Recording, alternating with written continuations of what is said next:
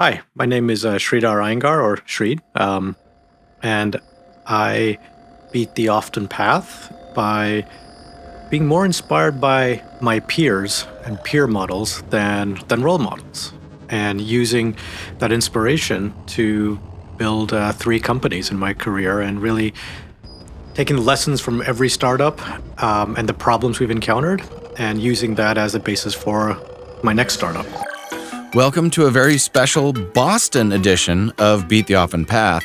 I got the chance a little while ago to meet some of the most innovative and inspiring people in Boston's robust startup scene, and I have to tell you, I absolutely loved my time there. Joining us on location from the Neural offices in downtown Boston, Sridhar Iyengar is CEO of Elemental Machines and the former founder and director of Misfit, a wearable tech company that was purchased in 2015 by Fossil for $260 million. Sridhar holds over 30 U.S. and international patents and received his PhD from Cambridge University as a Marshall Scholar. His newest company, Elemental Machines, has 250 plus customers and 300 million in protected assets monitored with their tech, which leverages a unique suite of Internet of Things-enabled sensors, innovative software, and first-in-class data science to provide actionable insights that optimize complex operations. Well, if that sounds complicated, it's because it is, and it might be because this man is a genius, but more importantly, he's a great person who is committed to helping other founders grow. So I'm deeply honored to have his wisdom on the show today, right here in Boston. Well, welcome to the show, Shri. Thank you. Pleasure to have you here. I'm deeply inspired and honored that you came to join me. Has anybody ever introduced you as the opposite of Elizabeth Holmes? Because that's the way I feel about you. Did all of the stuff that she pretended that she could do. Yeah, well, I haven't heard that, but when Theranos came out of stealth years ago, I got a bunch of phone calls and emails from my investors because my first company was a blood diagnostics company. That's what I was saying. Yeah. I got a bunch of potentially concerned investors coming out of the woodwork saying, what's happening here, and I took a couple of weeks and read through their patents and all that, and I was kind of scratching my head going, I don't see anything unique. Maybe it's all trade secret. Maybe I don't know this, but certainly what was in the patents was not groundbreaking. So we didn't give it much heed at the time. Mm-hmm. So, yeah. And unlike her, you got the FDA approval. Yes, and yes. you were in Walgreens, and you did you checked a few of those boxes that she was going after. We checked those boxes, yeah. So when you say you've done three companies, and these are not small companies, you've done three sizable companies, and probably your most well-known is Misfit, which you sold to Fossil in 2015. Yeah. So that's quite an epic journey that you've had, and now you've got Elemental Machines as your new company. So how did you end up here? Because you said before we started taping that you were almost an accidental entrepreneur. You didn't even know that you were going to be doing this. Yep. So I kind of stumbled into entrepreneurship mainly through, I guess, peer pressure and FOMO before FOMO was a term. I just give a little background on myself. I'm an electrical engineer undergrad. I went to the University of Illinois at Urbana-Champaign. Then I did my PhD in bioengineering in the UK at Cambridge. And so what was interesting about that path was as an undergrad at the University of Illinois in the mid 90s. If you know the history of Internet 1.0, a lot of what came out in the first gen internet startups came out of the things that former students at the University of Illinois had pioneered. So, for example, Mark Andreessen, I think he was a senior when I was a freshman. Okay. Or he might have just graduated. I can't remember. But anyway, prior to Netscape, the Mosaic browser was developed by Mark Andreessen and the University of Illinois, the NCSA department at U of I. So the browser, I had a lot of friends who worked on that. I even dabbled into it for, I think, half a semester before I realized I was never going to be a coder. Yeah. And then a lot of the founders of PayPal and their early employees came out of University of Illinois. Oh, I didn't know that. So Max Levchin and Luke Nosek, okay, two of the founders of PayPal were, I think, a year or two behind me. And actually, my co-founder for 20 plus years was my old roommate in college. Cool. So there was a lot of folks in that environment that went on to do amazing things. Um, Now, my parents are of Indian origin, and my co-founder Sunny, his parents are of Vietnamese origin, and having parents of Asian descent, the advice we got was stay in school, don't skip class, I'm a study hard, doctor. yeah, go work for a big company. Okay. Like the absolute worst advice you could be giving Right. somebody at that time at that Mhm. university. So we often joke about that if if we hadn't listened to our parents, we would have maybe ended up in Silicon Valley and done all that much earlier. Um, but then I was really fascinated by academia. I wanted to be a researcher, wanted to be a professor. I thought so. I had this wonderful opportunity to go to graduate school, and I went off to Cambridge and did a PhD in bioengineering, and specifically in biological and chemical sensors. That way, I could learn about life sciences and biology, and still leverage my engineering double E background. And the work we did there, that was sort of the inspiration and basis for my first startup. But then you might ask, why did I even get into startups? Exactly. Yeah. Well, during the late '90s, when I was out of the US and out of the software and tech sector in academia in the UK in the life sciences, I saw a lot of my classmates, my peers, my former classmates. I mean, all going off to Silicon Valley, um, doing startups.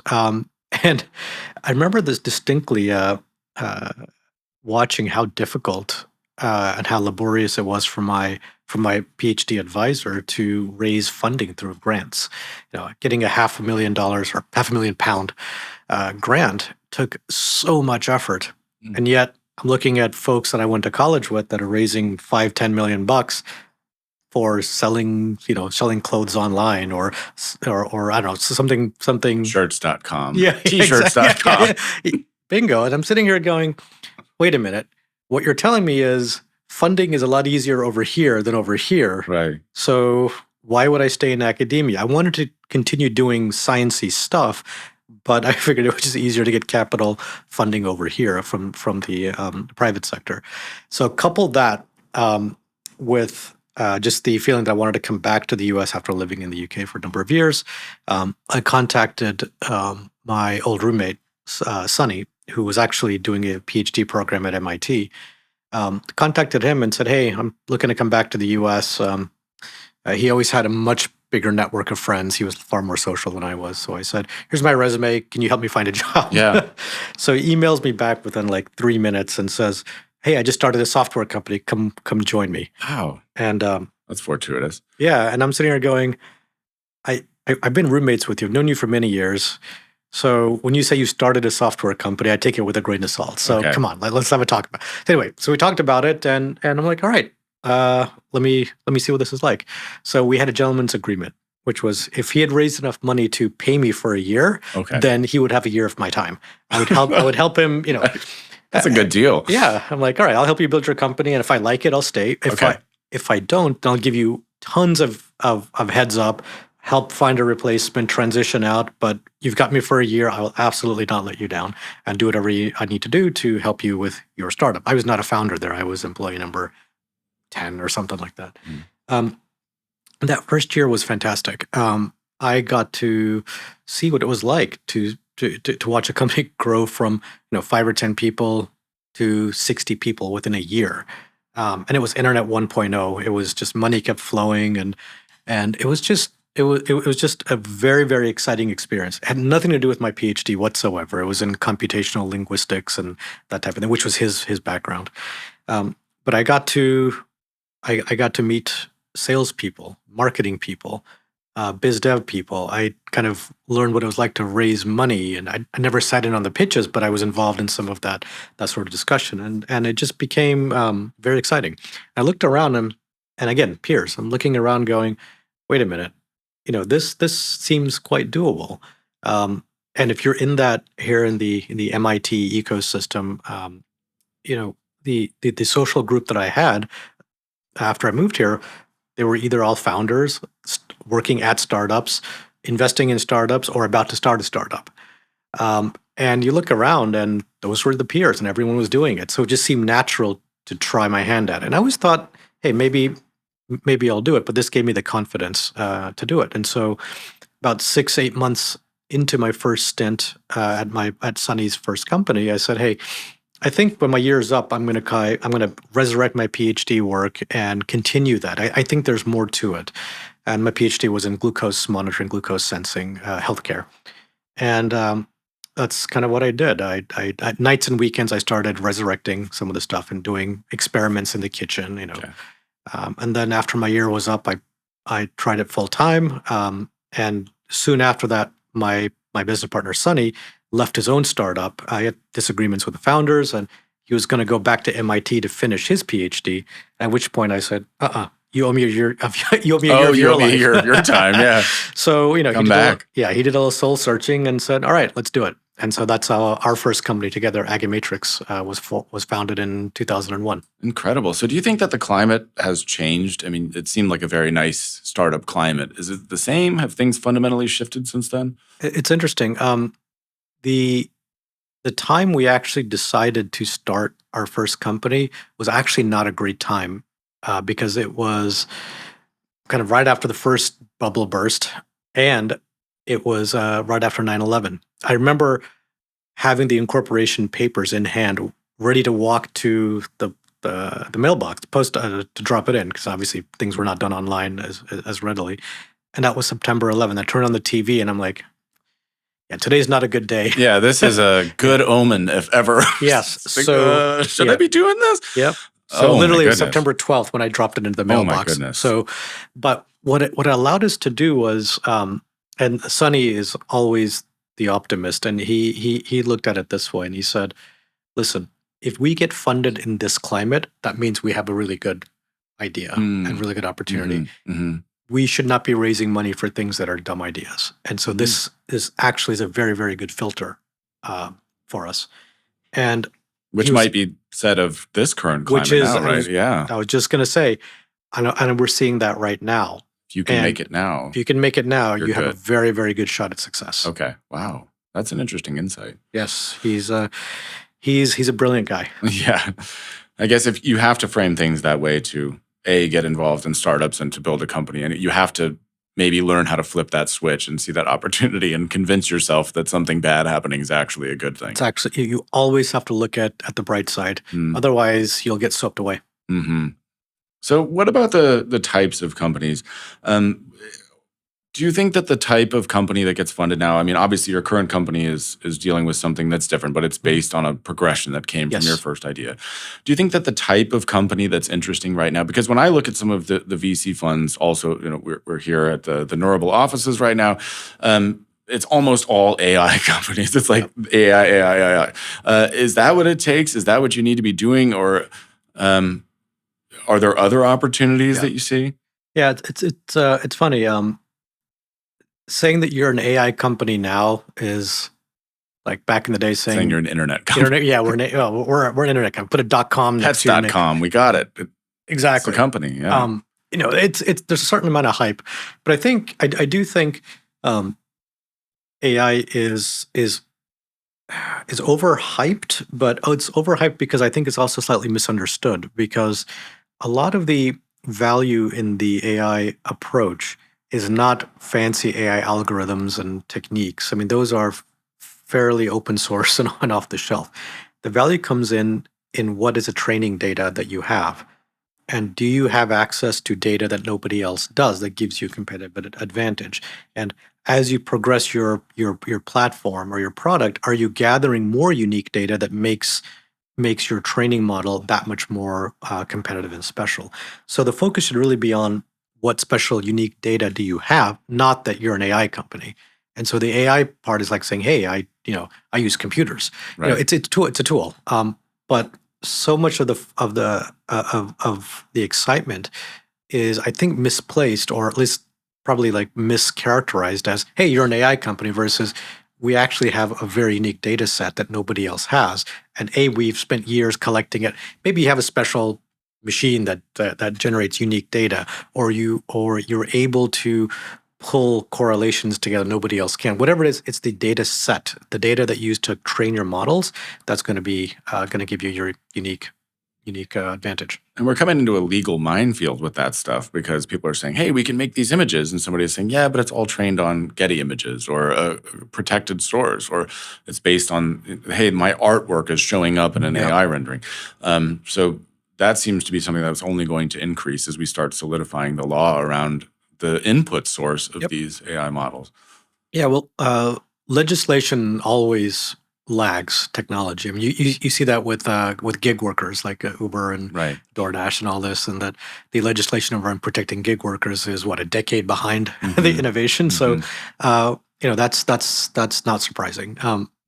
Legislation should come in, but what's going to end up happening, I think, is that legislation is going to increase the cost burden for doing these types of things, and that's going to put certain people out of the market and give others a competitive edge because they're able to kind of navigate around that. So I don't think legislation is a bad thing.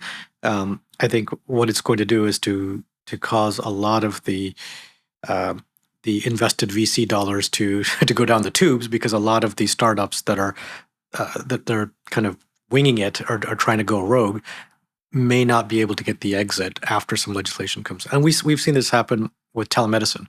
Telemedicine companies will tank based on legislation.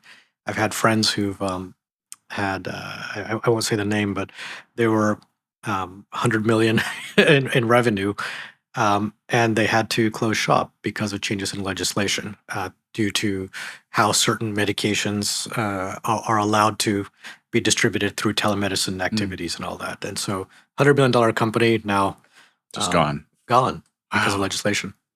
And also AI telemedicine is just around the corner as well, where your doctor, that guy Martin Shkreli, the former pharmaceutical bro of fame, he's starting an AI-powered teledoc. You have to wonder what's going to happen with that. Yep. It's quite an interesting thing, but about the lag, I think in 10 years, Mark Zuckerberg, when he was testifying, the people who were asking questions, they're like, Facebook makes money from advertisement. Like they knew nothing about anything. And they didn't even know the basics of the business model. So I'm sure in 10 years, they'll just be wrapping their heads around what a computer is. And then maybe 10 years from there, the legislation will follow, perhaps. Yeah, I can't remember this. There was one legal case where there was image, photographic or video capture of some crime being committed or something, but they were able to get it thrown out because the image was enhanced through AI, and nobody could explain what changes actually happened.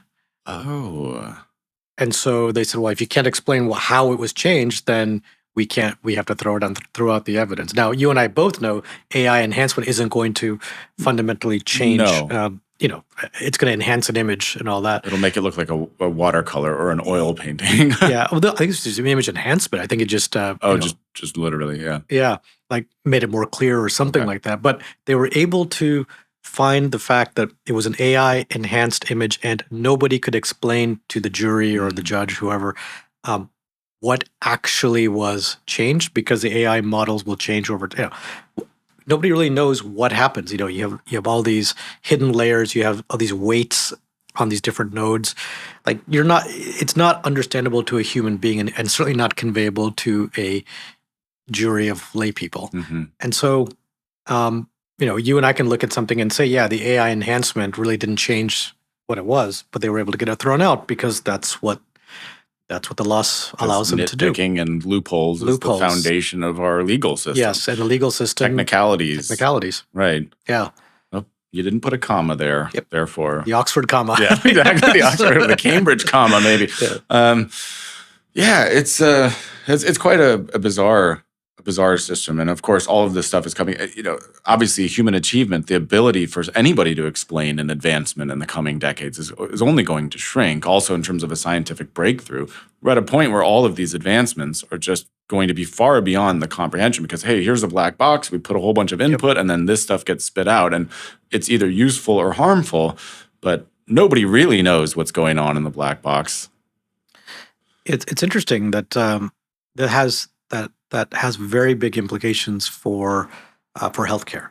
Because if you're going to use AI techniques or AI tools to diagnose a patient or prescribe a therapy, then how do you validate that that's correct? The only way to really do that is just to do loads and loads and loads of clinical trials to get that through. That's extraordinarily expensive.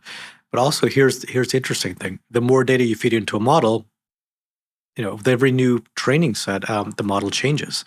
So if you came up with a diagnostic device or software or a therapeutic, if you ran that on a model that was done when the FDA cleared your product versus a new model today, those results could be different. They could be better, but then that means you have another regulatory burden to go through. So the FDA is starting to get their head around how to regulate that. I think they'll get there. It's just going to take some time. But there's huge regulatory and legal implications for using tools that humans don't fully understand yet. I heard a study not too long ago that AI was trained on X-ray data, or I think it was X-rays, and the upshot was from an extremely narrow section of an X-ray, AI could tell whether the patient was male or female. And no doctor understood why or what it was. It was identifying something and it was correct, but nobody understood what that difference was.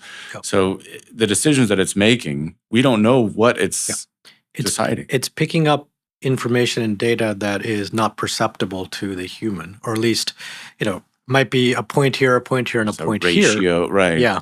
And it's connecting three dots that we as a human don't see the connection to because they're very disparate.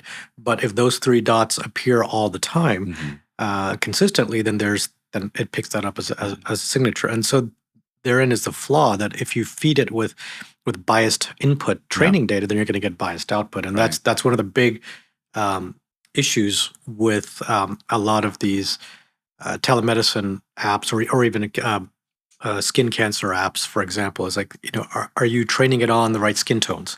Are you getting the full diversity of inputs? And the answer is not yet, because that's costly. Right. It takes money. It takes time. So eventually the industry will get there. But those are some of the very valid concerns. And there was also that story of, it was something like, because the training data and they were trying to detect skin cancer or something like that. And every single picture that had skin cancer had a ruler in it because they were measuring a dot. And so AI learned that if you see a ruler, it's skin cancer, because the ones that didn't have the ruler or something like that, right? Sounds about right. Yeah, so exactly. It's like, ruler equals cancer. But that's the kind of stuff that we don't think about. But if you're very procedural and if you're following a procedural method, you're going to get there. So let's go back a little bit, because you've talked about what I think the arc of your career is essentially building a moat, as it's called, or distancing yourself. You said it was a logical progression. You started there.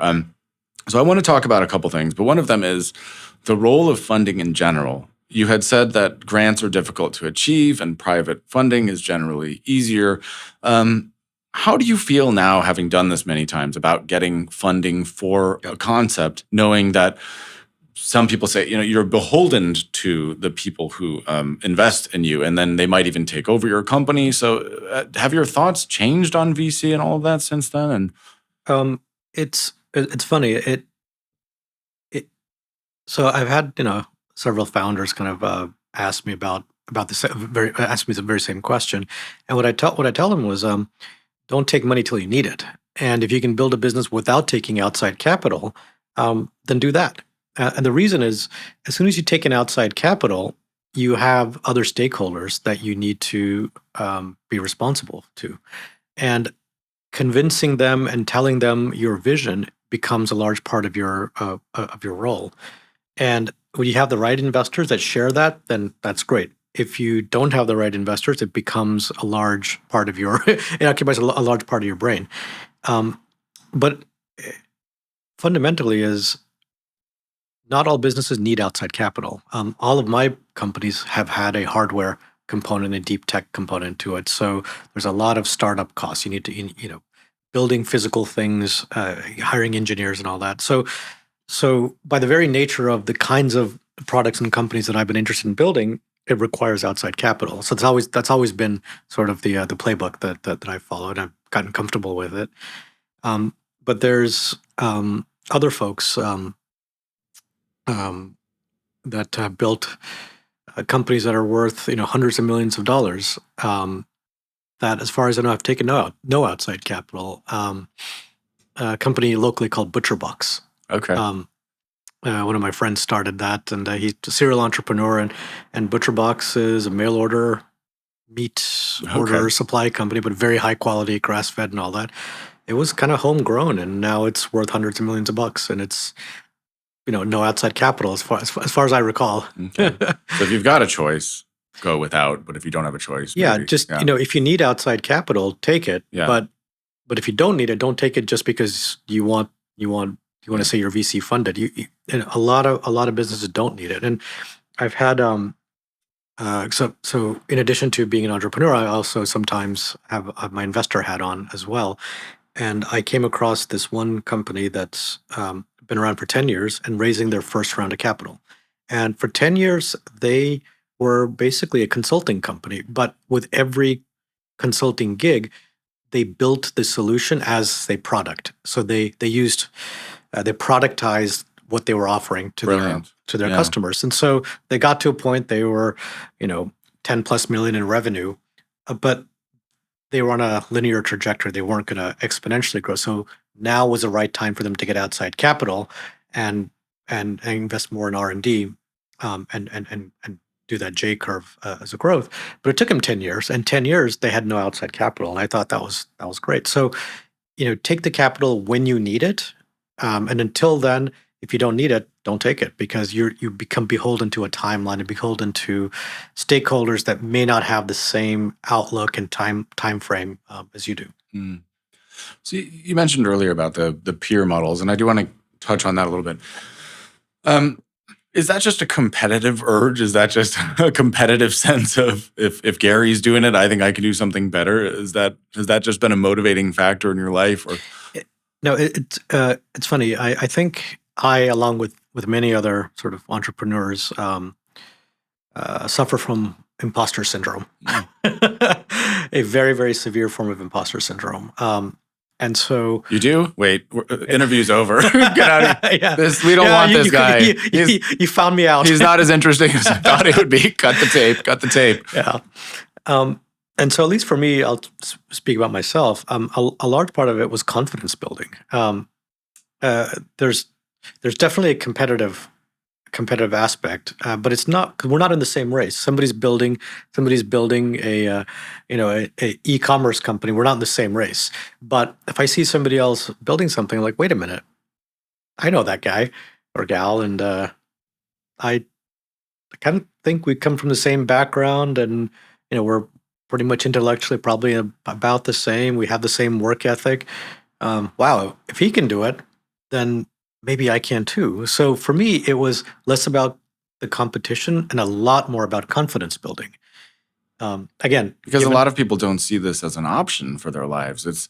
I think a lot of, especially people who don't live in a hub such as Boston or Silicon Valley or in one of these tech capitals, they see all of this stuff as just some mythical faraway land. It has no bearing. All they want to do is just, can I get a job somewhere? Yeah.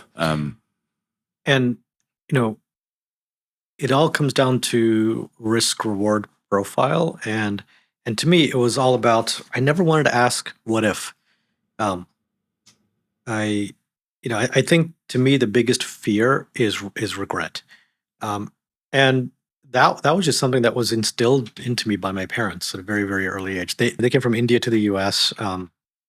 And they always had a very adventurous spirit. You have to make a journey like that, especially back in the day.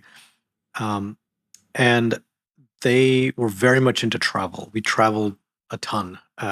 They exposed me to all walks of people, all walks of life, all different cultures and atmospheres, and all that. And my dad's biggest philosophy was, just give it a try.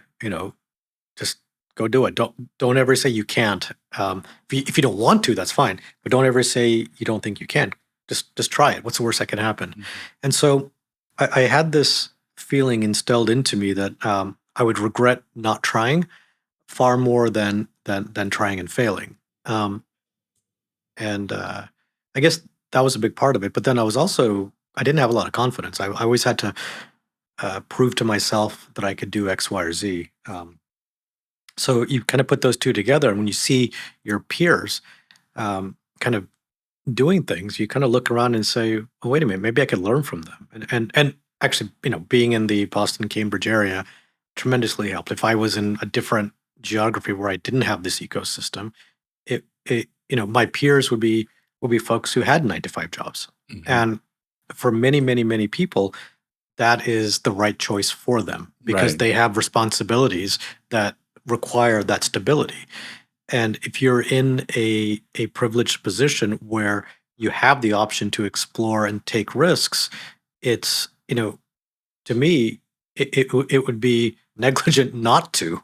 And I'm fully aware of the advantageous position uh, that I was in, and for me not to take advantage of that kind of seemed like the wrong thing to do. I just needed the confidence to do it. Well, I love that idea. And I think about that as well a lot about the regrets. And I do fast forward to my own deathbed, as they say. I'm a big fan of philosophy. And you think about what you would regret. Have you always had the same sense of what those regrets might be? Because for me, I can some days think, oh, if only I had been more of a founder, then I'd be more of an entrepreneur. Or Yeah, gosh, I should have tried being a comedian. Then I'd be more like Conan O'Brien. Or, oh man, if I was a yeah, musician. Have you ever had multiple different lines of regret vectors? Or have you always said yes. an entrepreneur is the Oh, one thing that I would regret most oh not no, no, being? no. I actually wanted to be a professional musician. Okay. I grew up playing the drums. Okay. My I saw mother, that sometimes he's found behind a wall of yes, drums. Yeah. yes. So I have been a heavy metal rock drummer. Okay. Heavy metal. Okay. um, Yes. Back when I was going to say A, when I had hair, and B, when I had long hair. um, but when I was in grad school, I was in 2 different bands. We a big influence on me was a band called Rush. Oh yeah, sure, sure. So being a drummer, that's a given. Um, another band I'm a big fan of is a band called Primus. Oh yeah. Very heavy. Very heavy, yeah. I think it was even too heavy for heavy metal folks. Right. So Go straight to the ear bleeding yeah, from your headphones. Yeah. e- exactly. Um, so I tried. I tried to be a drummer. I joined a couple of bands and did stuff. And remember camping out in our van for 2 weeks, going on tour Mhm. around. We drove around the southeastern United States. We were signed to a very small indie label when I was in college, and it was interesting seeing my group of friends in the music scene versus my university college friends. Right. Very Multiple different sets of peer models. very different peer models. And one thing I realized very quickly was um, I would love to be a musician, but I realized to do that as a drummer, you didn't have as much influence and control over the success of that group.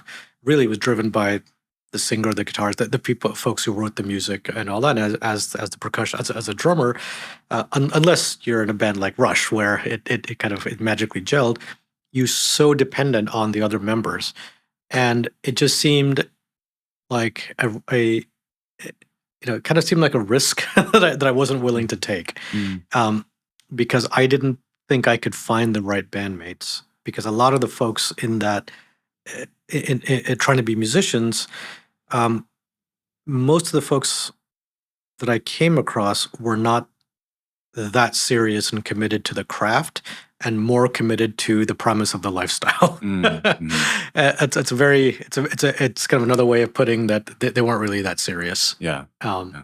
and so I decided that I'll do it as for fun, and I still keep in touch with my old bandmates, and we've been saying we'll record stuff at some point over the internet. But hey, that's eventually we might do something like that.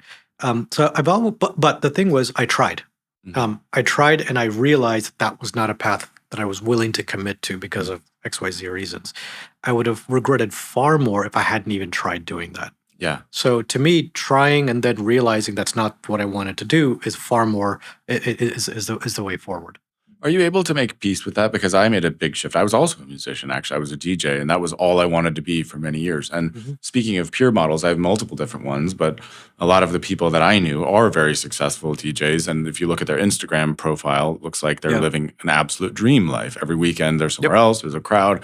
I must admit that even though I put that behind me, I find it very hard in those moments when I'm scrolling through Instagram and I'm saying, like, oh, I'm behind a desk on a computer all day. I do very boring work as a digital marketer now. Yeah. And I see the crowd and I miss that immediacy of that rush, right? Which you understand.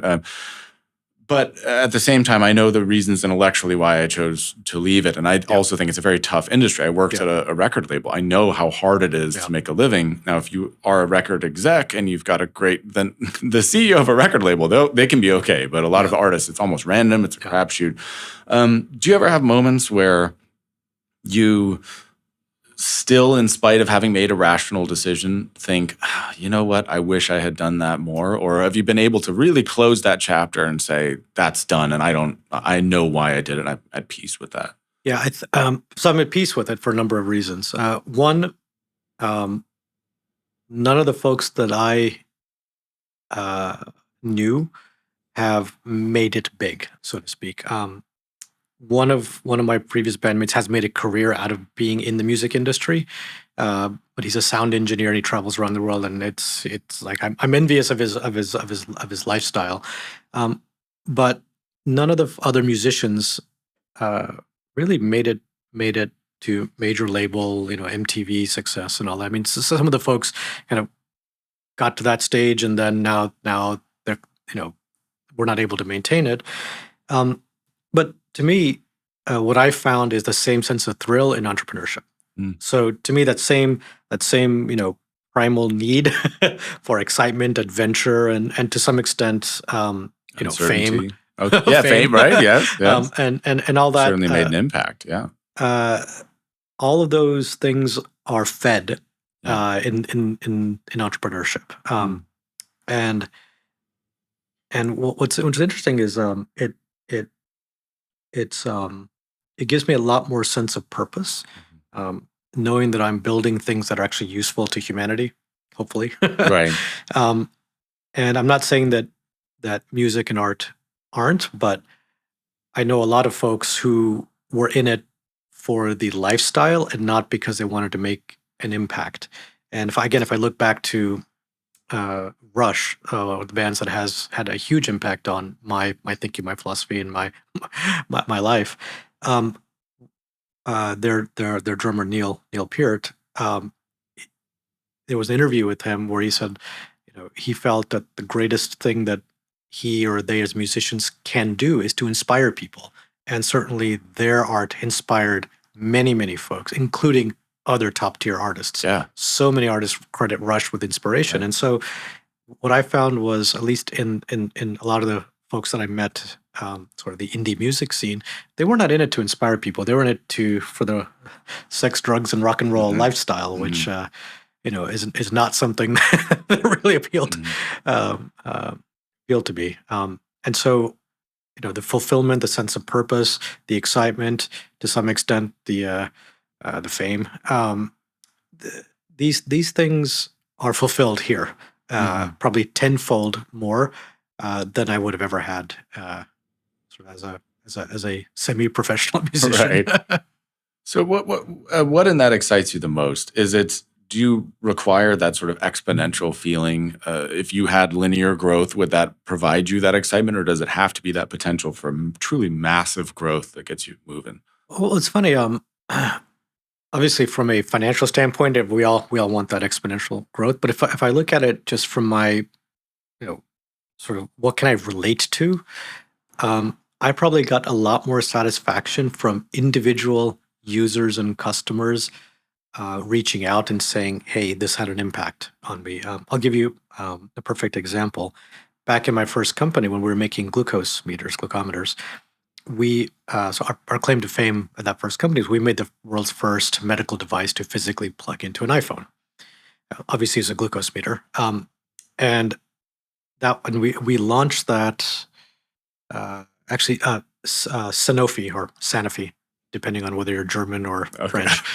They bought exclusive rights to that, and Okay. they launched it under their brand in 2010. So very early days of digital health. So it was out in the market, and we were getting letters from parents saying how much they love the product, because imagine this: it says 2010, 2011. iPhone 3, iPhone 4 had just come out. Uh, all the kids wanted an iPhone. Parents would say no, except if you had diabetes, your parent bought you an iPhone, gave you our little plug-in device. So all of a sudden, they became the coolest kids in school Oh, right. because they had an iPhone Right. with a glucometer. And then when you tested their blood sugar, we had this really cool animation of sparks flying through blood cells and all that. It just became really cool. And the thing was, some of the letters we got were basically saying, you know, our little Johnny or little Jackie or whatever, um, they don't feel strange. They don't feel odd for having diabetes. They don't feel weird Mm. because you've kind of made them the star of their classroom because they Mhm. have the iPhone, they have this cool little thing, and all of a sudden it took the stigma out, and that's huge when you're 8 years old. You don't want to be different, and so individual anecdotes like that probably touch me a lot more. And over the years, we've had various folks, kind of reach out and say, "Hey, thanks to you guys, we had this amazing thing happen," or "Thanks to you guys, this happened." And so that to me is far more meaningful than any type of exponential growth. Now, from a financial standpoint, yes, we all we all want that, but from an Right. emotional standpoint, those things motivate Right. me and certainly our team the most. Like, our team loves in any company, the team loves hearing individual stories because you can relate to that, Mhm. and that's very, very powerful. So yeah, it's that specific kind of motivation because with money, there's limits to the amount of stuff that you want to buy. It's finite. The amount of things that you could possibly covet is Yeah. pretty much finite. So there's surely a limit where you say, okay, beyond this, that's almost doesn't even matter to me anymore. But the feeling of making impact, that always will matter because I don't think there's ever a moment where you say, okay, I'm going to stop. I don't want to make impact anymore. I don't want to receive those letters anymore. Yeah. So is that feeling? Would you say that that's addicting to you? That feeling of I want to impact more and more people in a Yes. positive way? Yes. Absolutely. So I uh, so this is actually a pretty good segue to I had a uh, so so at my last company, Misfit, we actually had three founders. So myself, Sonny, who's always been my co-founder, and then the third co-founder was John Scully, former CEO of Apple, and that's Apple, yeah. the whole other story of how we got. Like, I'll tell that. Okay. We can cover that a Yeah. little bit Wow. later. I didn't know that Um, detail, but yeah. amazing. So I remember a conversation I had with John, and I'm pretty sure John won't even remember this conversation because it was kind of a throwaway conversation. But he said something that fundamentally changed how I thought about building a company and was the foundation for how we built Elemental Machines. I haven't actually told John this, so maybe if you listen to Okay. All this right. Send him the podcast. link. Um, so we were at CES in Vegas. Again, for Misfit, we had a booth and all that. So we were having dinner somewhere nice. I can't remember where it was. Um, and I asked him, so how do you make that proverbial dent in the universe, and how do you really impact an industry? How do you change an entire industry? And he said something. I'm like, I never thought of it that way. And what he said was, so look, Sreed, if you really want to impact an industry, like an entire industry, you need to build infrastructure.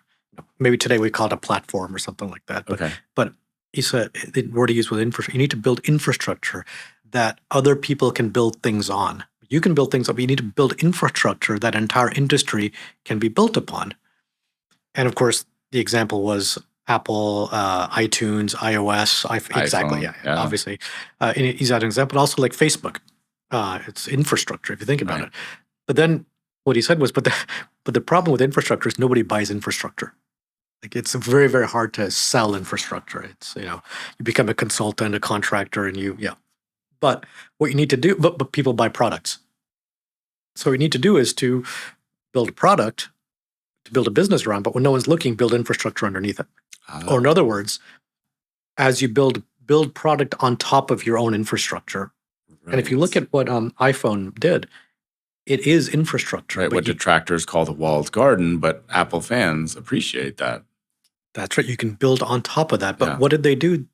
When the iPhone launched, it came with some native applications. It came with a calendar app. It came with a phone app. Came with a messaging app. Came with a calculator app. Came with a notes app. Whatever. So they built products on top of infrastructure and then opened up that infrastructure for everyone else. And again, it was like maybe a 2 to 3 minute conversation over dinner and drinks Just blew years your ago. And mind. I'm like, and of course, Facebook was a good example. It's a product, but it's also infrastructure. Other people have built And tremendous all these businesses. marketers are trying to figure out how to use it, and they're trying to Exactly. build their livelihoods on Yes. the backbone of Facebook and Instagram and all these other platforms. Yep.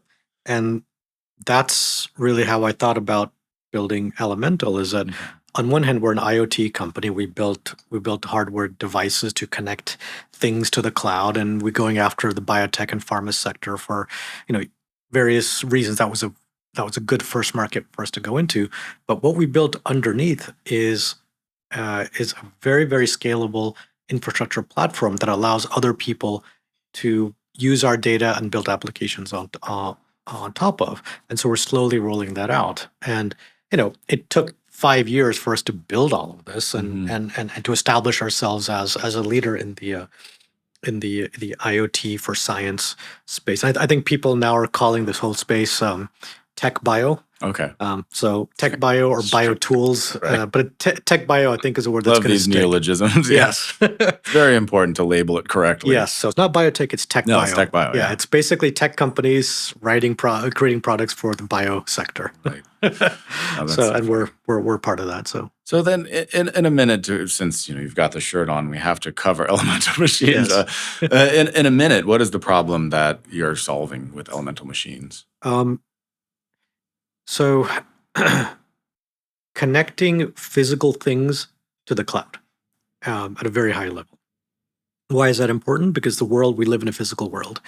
And when things happen in the physical world, usually you need to know about it in a computationally accessible format. So something happens, data is generated, and you can then analyze it and act on it.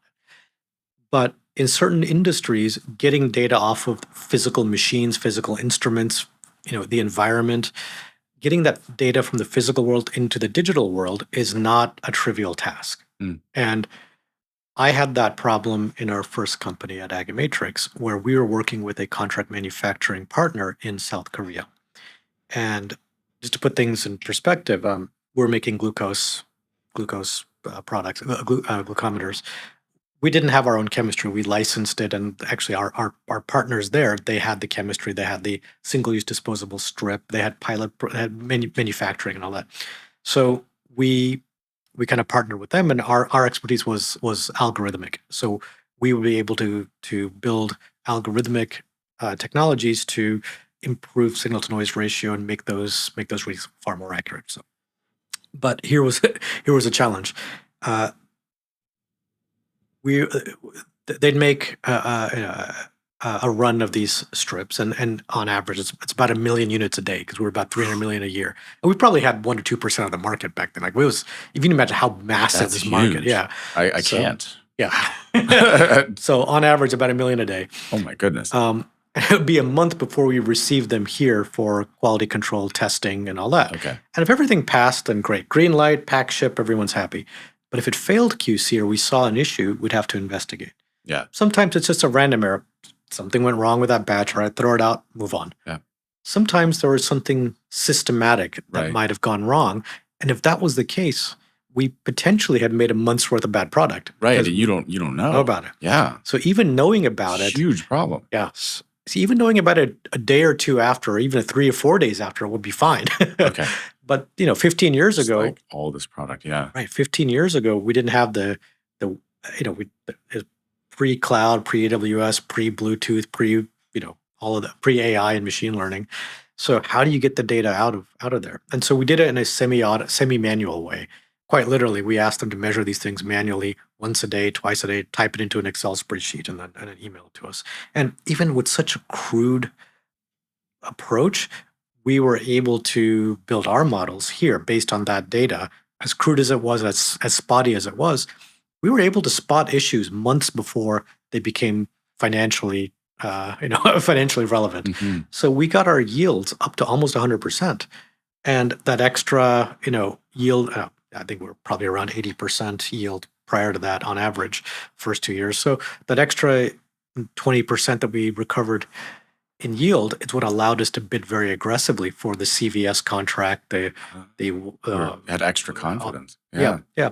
And so the problem we're solving is how the heck do we get data off of the physical machines and instruments into the cloud, and then from there we can do analyses, we can have dashboards, we can do whatever. So that's the problem we're solving, and we're going after the life sciences sector mainly because they were generally late adopters to these kinds of technologies, which kind of makes sense because they're highly regulated. Mm-hmm. So change happens slowly. But now, with the advent that all companies are now AI companies, the data scientists at these places, they want this data in a computationally accessible format. So they want everything accessible through an API. And so being able to connect the physical world to the digital world is a core of what we do. And then once we have the data, we have applications that are relevant to them. So on the operations side, alerting and monitoring when things are out of range, asset management, knowing how often things are used, utilization metrics, so you can make more intelligent OpEx and CapEx decisions. We had a company That's cool. Yeah, we had a customer that looked at how often their instruments and machines were used and realized to know what they need to invest in or maybe get rid of. And they actually saved $200K a year by not expanding into an adjacent lab facility when they said, actually, you know what? There's a lot of stuff here that no one uses. We're going to consolidate this, and they saved $200K a year. That's brilliant. We had absolutely brilliant. Right, and honestly, when COVID hit, it increased the demand for our type of product because the core of what we do is enable remote monitoring. And so if you're an office worker and you work on a laptop, you can go home and work, no big deal. But if you have to physically work with physical machines and instruments like you do in the biotech sector, the laboratory sector, the clinical sector, or the manufacturing, you have to go in. But because of COVID, you had certain time slots where you could go in and couldn't. So you need an overview. You need an overview, yes. Yeah. So all these things kind of helped converge, and that kind of accelerated the adoption of remote monitoring. Wow, that's just brilliant. So yeah, on your website, you said something like 300 million in assets monitored. I didn't fully understand what that was. Now I do. There's a lot of small machines out there that you go up and just use and not connected to anything. So that's brilliant. Connecting all those. So yeah. Well, you've been very generous with your time so far. What an incredible story you have had. I do have a question. Imposter syndrome being something that I think everybody has experienced. Anybody, anywhere, I've certainly experienced it. I think most people attempting to do anything have experienced it in their life. Was there a moment, I mean, obviously the fossil exit with Misfit Wearables, you were well ahead of the curve. That's a well-published and a large exit. Was there a moment where you felt, okay, I've made it, or I've checked something off, or have you never really had that moment?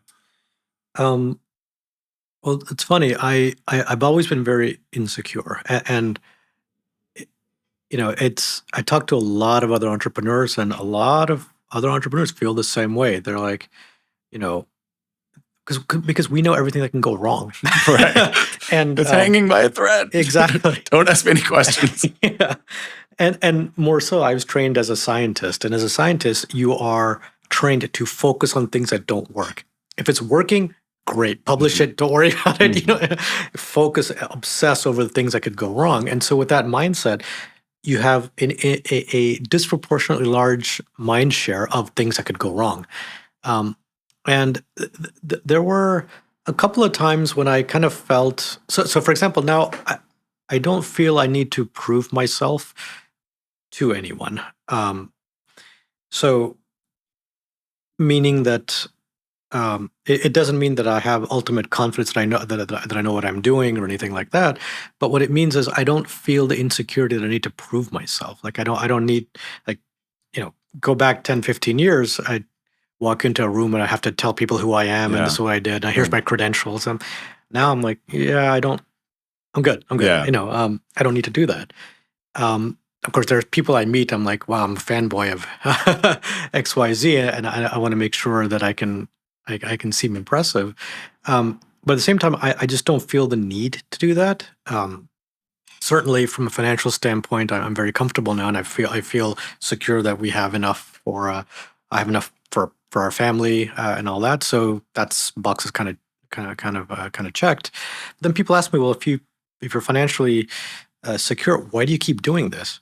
Yeah, my point is like, what else am I going to be doing? Yeah, because it's cooking up to my veins. I need the entrepreneurship. What else am I going to do? And it's giving me the freedom to explore these things now. Cool. Certainly academically, I don't feel the need. I need to. Certainly, when I after I kind of finished my PhD, I'm like, all right, well, that's checked. I can do that. The only person that I feel I still need to prove myself to is probably my mother. Yeah, well, we'll keep waiting for that one. Yes, I think we're on. Any minute now, I'm sure. Maybe later today. We'll Yes, check her schedule. No, but all kidding aside, there are things that I know I'm good at, and I'm confident in my abilities there. There are things that I know I'm not good at, and the key here is I am confident and secure enough to admit what I'm not good at. And in the past, it would be admitting. I'd feel like I'm admitting failures, admitting weaknesses. But today, it's like I know I'm good at this. Know thyself. I know I'm good at this. I have no problem saying I need help with this. In fact, I could use all the help I can get, because admitting I need help is not a blow to my ego, or is not a blow to my self-worth, because I've kind of ticked enough boxes that I feel confident in that. And so I think that's what's really changed, is I can ask for help without feeling bad. That's wise advice. Well, you're certainly impressive to me. I know you were really nervous about coming in here, and like, I don't know what your audience wants to hear. Teach me. You passed the test. You passed the interview. Congratulations. No, it's been it's mind blowing for me to get to know. I think it's incredible what you've been able to achieve, and thank you. The space that you're in is just remarkable, and the series of decisions that you've made. I mean, from an outsider looking in, it appears that you've always been one or two steps ahead of the curve, and continue to do so. So, well, it's funny you say that, because with each of our startups, we were a little too early to market at different times. So with my first company, the whole iPhone connected digital health, iPhone connected medical device and digital health, we were 3-4 years too early to market with that. We're certainly pointing in the right direction, but a couple of years too early. With Misfit, we actually started with a different product concept. We actually were thinking about making a sensor-enabled insole. That was the first. Yeah. And then we looked around and we said, actually, my partner Sunny kind of realized that if we were to go down that path, we'd be first to market, and creating a market is very, very hard. And so we actually pivoted to fitness trackers. Okay. And you were one of the first two, right? It was Misfit and Fitbit, or was that? No, we were actually fourth. There was Jawbone Up. Okay. Jawbone. Fitbit was first. Then there was Jawbone. Then there was actually Nike Fuel Band. You remember that? I do. Yeah, I remember when that was new. Yeah. Yeah. So there were the three, and we didn't worry too much about Nike, because we realized that their foray into wearables was not their primary business. It was to sell more shoes and all that. And it was really Fitbit and Jawbone. And out of those two, Fitbit was really the leader. So we were effectively fourth to market, and our niche was fashion and fashion tech. And then here with Elemental, they call that tech fashion. Yes, that's right. It's so outdated. Yes. But yeah, and with Elemental, we were probably 2 to 3 years too early to market. First couple of years were tough, and we had a competitor here also in Boston called TetraScience. And back in the day, we were head to head. We're same concept, same offering, came at it from a very different tech standpoint.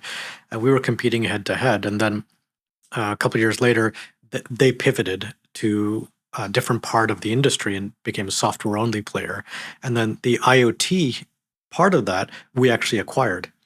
And one of their co-founders is now our chief technology officer. And then we were sharing stories about how they also felt they were a couple of years too early to market. And we had a lot of very similar stories. But because we were a little too early to market, when COVID happened and the need for remote monitoring skyrocketed, we were very well positioned to meet that market need. So we were early, but in this case, serendipity, if you want to call it that. We were in a position where we could address the market needs when that happened. So parting piece, again, thank you for sharing all of this so far. To what degree do you feel that luck has been a part of your success? A tremendous part, and I'd frame it as timing. With the Misfit acquisition, timing was everything, and luck is also things that are beyond our control. So, for example, this is going to sound very counterintuitive, but we were very happy that Fitbit, it's public. We were acquired for like $260 million. I saw that. Fitbit at the time was a $10 billion. They were 40 times more valuable than us. And you know what? We were happy. If they were 20 billion, we would have been valued higher. So we're very happy that they were valued so high because it raised everyone's valuation. The other thing that was counterintuitive here was the reason we got acquired was because of the Apple Watch. When you think about the Apple Watch coming out, the feeling was, oh my God, they're going to crush all the wearables. You guys are going to be out of business. Right. We didn't see it that way because they were targeting a different part of the market. But what ended up happening was the Apple Watch actually had an impact on Fossil's stock price. If you look at Fossil's stock price, they were getting beaten up because they were viewed as a watch company, and they needed a technology response to the Apple Watch, and we were that technology response. Wow, and makes so sense. yeah, in retrospect, it all makes sense. But at the time, it was very few people could see that, and timing of the fact that Fitbit was so high, and the other thing is we knew what was going to happen to the fitness tracker market. We knew it was going to get commoditized because some of our investors were major Chinese corporations. So one of them was Xiaomi. The Apple of China, and we knew that they had a very low cost fitness tracker that they had developed. And we're like, all right, we know where this is heading. Mhm. So when we had the opportunity to exit, we said we need to take this because Fitbit's up here. The Apple Watch sort of dynamic is now, and we know what's happening with. Smart. So let's get out now. So Very a smart. lot of that was driven by timing and events outside of our control. So. Luck is a huge part, but also being able to recognize when you're lucky. Yeah. It was a big part of it. Well, on that note, would you like to buy a few NFTs or I got some Ethereum? Yes. Can I interest you in any? I'll pay you in Bitcoin, yeah. Yeah, please. Yes. I'm still working on that timing piece. No, it's been an absolute pleasure, Sri. You're a very fascinating individual, and I can't thank you enough for joining me. Yeah, thanks for the invitation. Really enjoyed it. Where can people find you? I mean, obviously, if they can't read your sweater from there. Yes, yeah. Find me on LinkedIn. I'm Elemental Machines. Sridhar Iyengar. I guess you put we'll my put it LinkedIn. up. Yeah. We'll put it on. Yeah, find me on LinkedIn, and if you are going to connect with me, just write a little note saying that it was that you saw the podcast. Okay. So Cool. Yep. Well, that's it. With that, the official podcast is over. All right.